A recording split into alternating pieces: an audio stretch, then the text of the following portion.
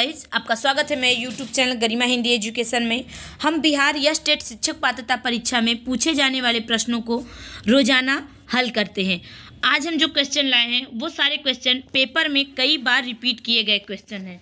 आज का जो पहला क्वेश्चन है वो है, फिल्म माया दर्पण किस साहित्यकार की कहानी पे आधारित है? धर्मवीर भारती, प्रेमचंद, निर्मल वर्मा या फिर जैनेन्द्र। तो देखिए, माया दर्पण फिल्म जो है वो किस साहित्यकार की कहानी पे आधारित है? तो वो है निर्मल वर्मा। निर्मल वर्मा ने बहुत सारी रचनाएं लिखी हैं, जैसे जलती झाड़ी, पिछली गर्मियों में, बीच बहस में, परिंदे, सूखा तथा अन्य कहानियाँ, कौवे और काला पानी। ये सब किसकी कहानी है? तो निर्मल वर्मा की। जैनेन्द्र जो है इन्होंने भी बहुत सारी कहानी लिखी है, जैसे फांसी, वातायन, दो चिड़ियाँ, एक रात, नीलम देश की राजकन्या, ध्रुव यात्रा। ये सब किसकी कहानियां हैं? तो जैनेन्द्र की कहानियां हैं। धर्मवीर भारती ने लिखा है सूरज का सातवां घोड़ा। किसने लिखा है? धर्मवीर भारती। प्रेमचंद जो हैं इन्होंने भी बहुत सारी कहानियां लिखी हैं, जैसे गबन, गोदान, कफन। ये सब किसकी कहानियां हैं? तो प्रेमचंद की हैं। अगला क्वेश्चन है, इनमें से किस उपन्यास की पृष्ठ भारत पाकिस्तान विभाजन की त्रासदी नहीं है? हमें बताना है कि इनमें से कौन सा ऐसा उपन्यास है जिसका सार जो है भारत और पाकिस्तान विभाजन से संबंधित नहीं है। आधा गांव, झूठा सच, तमस या संस्कृत के 4 अध्याय। तो देखिए, संस्कृत के 4 अध्याय जो है ये जो है भारत पाक विभाजन से संबंधित नहीं है। आधा गांव, झूठा सच, तमस, ये तीनों रचनाएं किससे संबंधित हैं? तो भारत पाक विभाजन से। आधा गांव किसका है रचना? तो राही मासूम रजा का है। किसका है? राही मासूम रजा का। झूठा सच किसका है? यशपाल का। तमस किसका है? तो भीष्म साहनी का। राइट आंसर क्या होगा? ऑप्शन नंबर 4, क्योंकि हमसे पूछा था कि त्रासदी नहीं है, तो वो है ऑप्शन नंबर 4। अगला क्वेश्चन है, पूर्वी हिंदी में कौन सी बोली शामिल नहीं है? अवधी, बघेली, छत्तीसगढ़ी या बुंदेली। तो देखिए, पूर्वी हिंदी में कौन सी बोली शामिल नहीं है? तो वो है बुंदेली। कौन सी? बुंदेली। बुंदेली जो है किसके अंतर्गत आती है? तो पश्चिमी हिंदी के अंतर्गत आती है। Option number 4 is right answer. अगला क्वेश्चन है, इनमें से कौन बाल पत्रिका नहीं है? बाल भारती, चंपक, चकमक या सखी। तो कौन सा बाल पत्रिका नहीं है? तो बाल पत्रिका जो नहीं है वो है ऑप्शन नंबर 4, सखी। सखी जो है एक कन्नड़ पक्षिक महिला हित पत्रिका है, जो भारत के कर्नाटक में प्रसारित होती है। किसमें? भारत के कर्नाटक में प्रसारित होती है। तो राइट आंसर क्या होगा? Option number 4। अगला क्वेश्चन है, समकालीन भारतीय साहित्य का प्रकाशन कौन करता है? हमें बताना है कि समकालीन भारतीय साहित्य का प्रकाशन कौन करता है। प्रकाशन विभाग नई दिल्ली, भारतीय ज्ञानपीठ नई दिल्ली, केंद्रीय हिंदी निर्देशालय नई दिल्ली, साहित्य अकादमी नई दिल्ली। तो देखिए, समकालीन भारतीय साहित्य का प्रकाशन कौन करता है? तो वो करता है साहित्य अकादमी नई दिल्ली। कौन करता है? साहित्य अकादमी नई दिल्ली। तो राइट आंसर क्या होगा? Option number 4। भारत की साहित्य अकादमी भारतीय साहित्य के विकास के लिए सक्रिय कार्य करने वाली राष्ट्रीय संस्था है। इसका गठन 12 मार्च 1954 ईस्वी को भारत सरकार द्वारा किया गया था। अगला क्वेश्चन है, अर्धमागधी प्राकृत के बारे में कौन सा विकल्प असत्य है? मगध तथा सुरसेन प्रदेश के मध्य क्षेत्र में बोली से विकसित भाषा है, जैन साहित्य की प्रमुख भाषा है, कुछ संस्कृत नाटकों में दिखाई देता है, या कर्पूर मंजरी का गद्य भाग इसी में रचित है। तो देखिए, अर्धमागधी प्राकृत के बारे में कौन सा विकल्प असत्य है? तो वो है ऑप्शन नंबर 4, कर्पूर मंजरी का गद्य भाग इसी में रचित है। तो राइट आंसर क्या होगा? ऑप्शन नंबर 4, क्योंकि अर्धमागधी पूर्वी हिंदी के अंतर्गत बोली जाती है। अगला क्वेश्चन है, प्रहलाद चरित नाटक के नाटककार कौन है? प्रताप नारायण मिश्र, लाला श्रीनिवास दास, पंडित बालकृष्ण भट्ट या काशीनाथ खत्री। तो देखिए, प्रहलाद चरित नाटक के नाटककार कौन है? तो वो है ऑप्शन नंबर 2, लाला श्रीनिवास दास। लाला श्रीनिवास दास ने बहुत सारी नाटक लिखे हैं, जैसे रणधीर, प्रेम मोहिनी, तृप्ता, संवरण, संयोगिता, स्वयंवर। ये सब किसकी रचनाएं हैं? तो ये सारी रचनाएं हैं लाला श्रीनिवास दास की नाटक हैं। क्या है? नाटक। पंडित बालकृष्ण भट्ट ने भी नाटक लिखे हैं, जैसे नल दमयंती, स्वयंवर, नई रोशनी का विष, जैसा काम वैसा परिणाम, आचार, विडंबन। ये सब किसके नाटक हैं? तो बालकृष्ण भट्ट के हैं। अगला क्वेश्चन है, हाइकू के संदर्भ में कौन सा विकल्प सत्य है? मूल रूप से जापानी कविता है, यह 3 पंक्तियों में लिखी जाती है, इसमें कुल 17 वर्ड होते हैं, या इनमें से सभी विकल्प सत्य हैं? तो देखिए हाइकू जो है ये क्या है? ये हो जाएगा मूल रूप से ये क्या है? जापानी कविता है, ये 3 पंक्तियों में लिखी जाती है और इसमें कुल 17 वर्ड होते हैं। तो राइट आंसर क्या होगा? ऑप्शन नंबर 4, इनमें से सभी विकल्प सत्य हैं। Option number 4 is right answer. अगला क्वेश्चन है, धर्मवीर भारती द्वारा अनुदित कविता प्रेम के कवि हैं पाल्बो नेरुदा, रेनर मारिया रिल्के, हरमन हेश या थियोडोर मोमसेन? तो देखिए धर्मवीर भारती ने एक कविता का अनुवाद किया था प्रेम नाम से, तो उसका हमें बताना है कि कवि कौन था। तो उसके कवि कौन था? तो रेनर मारिया रिल्के। कौन था? Rainer Maria Rilke. Option number 2 is right answer. Dharmveer Bharati ने बहुत सारी रचनाएं लिखी हैं, जैसे हमने बताया था कि सूरज का 7वां घोड़ा, ठंडा लोहा, अंधा युग, कनुप्रिया, 7 गीत वर्ष या देशांतर। ये सारी रचनाएं किसकी हैं? तो धर्मवीर भारती की हैं। अगला क्वेश्चन है, आधुनिक शैली की प्रथम एकांकी कौन है? 4 बेचारे, एक घूट, गिरती दीवारें या इनमें से कोई नहीं? तो देखिए आधुनिक शैली की प्रथम एकांकी जो है वो है एक घूट। क्या है? एक घूट। Option number 2 is right answer. एक घूट किसकी रचना है? तो एक घूट रचना है जयशंकर प्रसाद की। किसकी? जयशंकर प्रसाद की। ऑप्शन नंबर क्या हो जाएगा? 2 इज राइट आंसर। देखिए 4 बेचारे जो रचना है ये है बेचन शर्मा उग्र का। किसका? पांडे बेचन शर्मा उग्र की रचना है। गिरती दीवारें किसकी हैं? तो उपेंद्र नाथ अस्क की हैं।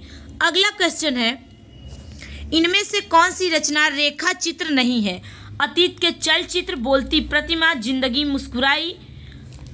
मुस्काई या माटी की मूर्तें? तो इनमें से कौन रेखा चित्र नहीं है? तो वो है ऑप्शन नंबर 3, जिंदगी मुस्कुराई। जिंदगी मुस्कुराई रेखा चित्र नहीं है, बल्कि क्या है? संस्मरण है। किसने लिखा है? कन्हैया लाल मिश्र ने लिखा है। अतीत के चलचित्र किसने लिखा है? तो महादेवी वर्मा ने लिखा है। बोलती प्रतिमा किसकी रचना है? तो श्रीराम शर्मा की है। और माटी की मूर्तें किसकी हैं? तो रामबृक्ष बेनीपुरी की हैं।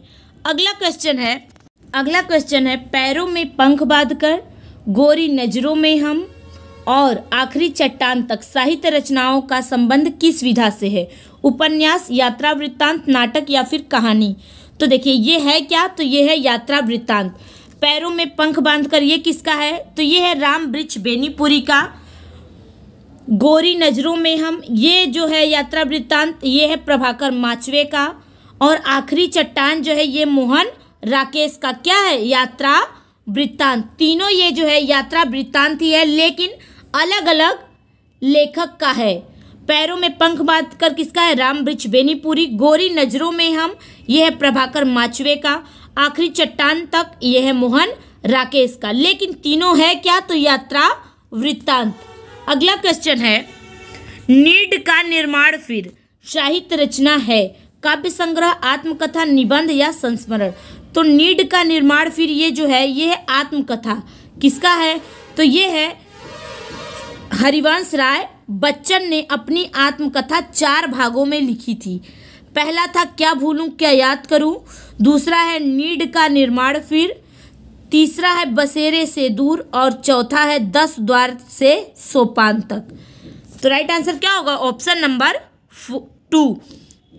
अगला क्वेश्चन है, अरुण कमल की रचना कथोपकथन क्या है? कविता, आलोचना, साक्षात्कार या संस्मरण? तो देखिए अरुण कमल की एक रचना है कथोपकथन। ये क्या है? साक्षात्कार। क्या है? साक्षात्कार। Option number 3 is right answer. अगला क्वेश्चन है, ब्रूनो की बेटियां के रचनाकार कौन है? अरुण कमल, आलोक धनवा, हंस कुमार तिवारी या अनामिका? तो देखिए, ब्रूनो की बेटियां ये जो है रचना किसकी है? तो आलोक धनवा की है। किसकी? आलोक धनवा की। इन्होंने बहुत सारी कविताएं लिखी हैं, जैसे आम का पेड़, नदियाँ, कपड़े के जूते, नींद, एक जमाने की कविता, जनता का आदमी, भूखा बच्चा, पहली फिल्म की रोशनी, समुद्र और चांद। ये सारी कविता किसकी हैं? तो आलोक धनवा की हैं। तो राइट आंसर भी क्या होगा? Option number 2। अगला क्वेश्चन है, निम्नलिखित में से कौन व्यंग रचना है? अंगद का पाँव, भैरवी तंत्र, सिंहावलोकन या कप्तानी लाल? तो देखिए, व्यंग रचना जो है वो है ऑप्शन नंबर क्या हो जाएगा? फर्स्ट, अंगद के पाँव। अंगद के पाँव किसकी रचना है? तो श्रीलाल शुक्ल द्वारा रचित व्यंग निबंध है। क्या है? व्यंग निबंध है। हमसे ये भी पूछ सकता है कि अंगद के पाँव किसने लिखे हैं? तो श्रीलाल शुक्ल ने लिखा है। ये भी पूछ सकता है कि अंगद के पाँव जो रचना है वो है क्या? रेखाचित्र, संस्मरण, निबंध या आत्मकथा? तो ये क्या है? तो ये निबंध है। क्या है? निबंध है। अगला क्वेश्चन है, हिंदी साहित्य में द्विवेदी युग का नामकरण किसके नाम पर हुआ है? हजारी प्रसाद द्विवेदी, हरिहर प्रसाद द्विवेदी, महावीर प्रसाद द्विवेदी या सोहनलाल द्विवेदी? तो देखिए, हिंदी साहित्य में द्विवेदी युग का नामकरण महावीर प्रसाद द्विवेदी के नाम पर हुआ है। किसके नाम पर? महावीर प्रसाद द्विवेदी के नाम पर, जिनको आचार्य की उपाधि मिली थी। किसको? महावीर प्रसाद द्विवेदी को। इन्होंने स्वस्ति पत्रिका का 18 वर्षों तक संपादन किया था। किसने? महावीर प्रसाद द्विवेदी ने। अगला क्वेश्चन है, मेरी 51 कविताएं के कवि कौन है? माखनलाल चतुर्वेदी, अटल बिहारी वाजपेयी, भवानी प्रसाद मिश्र या शिव मंगल सिंह सुमन? तो मेरी 51 कविताएं के कवि जो हैं वो हैं अटल बिहारी वाजपेयी। कौन है? Atal Bihari Vajpayee. Option number 2 is right answer. ये जो थे कवि भी थे और राजनेता भी थे। कौन? अटल बिहारी वाजपेयी। अगला क्वेश्चन है, निम्नलिखित में से कौन अष्टछाप कवियों में शामिल नहीं थे? कुंभनदास, तुलसीदास, सूरदास या कृष्णदास? तो देखिए, अष्टछाप कवियों में कौन शामिल नहीं था? तो वो हैं तुलसीदास। अष्टछाप की स्थापना 1565 में हुई थी। कब? 1565 में। अष्टछाप के जो कवि थे कितने थे? तो 8 थे। कौन कौन? कुंभनदास, सूरदास, परमानंद दास, कृष्णदास, गोस्वामी, गोविंद स्वामी, छित स्वामी, चतुर्भुज दास या नंददास? ये कितने? 8 लोग हैं जो अष्टछाप कवियों में शामिल थे। अगला क्वेश्चन है, वात्सल्य और श्रृंगार रस के क्षेत्र में जितना अधिक उद्घाटन सूर ने अपनी बंद आंखों से किया उतना किसी अन्य कवि ने नहीं। यह किसका कथन है? आचार्य रामचंद्र शुक्ल, राम कुमार वर्मा, नामवर सिंह, श्याम सुंदर दास? तो देखिए, वात्सल्य और श्रृंगार के क्षेत्र में जितना अधिक उद्घाटन सूर ने अपनी बंद आंखों से किया उतना अन्य किसी कवि ने नहीं। ये कथन है आचार्य रामचंद्र शुक्ल का। किसका? आचार्य रामचंद्र शुक्ल का। Option number 1 is right answer. अगला क्वेश्चन है, हंस पत्रिका का संपादन किसने किया? प्रेमचंद द्वारा, राजेंद्र यादव द्वारा, कन्हैया लाल द्वारा या अमृत राय द्वारा?